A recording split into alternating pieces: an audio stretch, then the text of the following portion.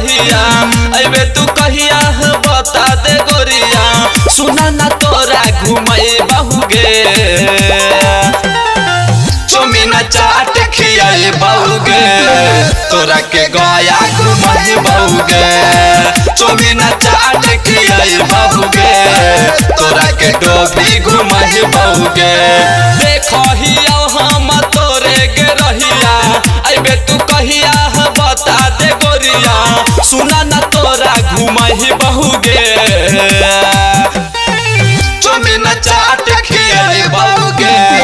तोरा के गया घुमाए बहुगे चौमिन चाट खियाए बहुगे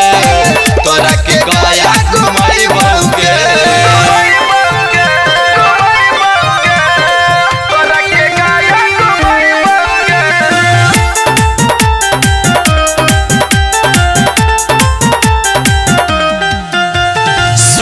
न बुझिया कहियो बतिया आओ न मिले तू आज गे सोलहो सिंगार रानी हम तोरा किनबो कहियो न रखबो नाराज गे करहु माना तोरे दीवाना करहु माना तोरे दीवाना बतिया कहे न बुझा होगे चौमिन चाट खियाए बहुगे तोरा के शिवगंज घुमाए बहुगे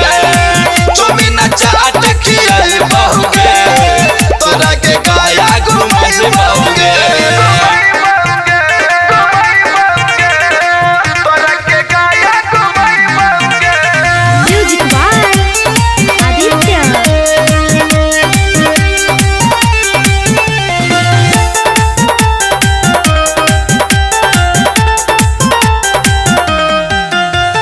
तोरा के बना के रखबो अपना में हरिया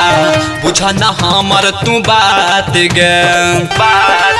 अगे छोड़ी अगे राइटर रविंदर कहा को बतिया सुनल तू आज गे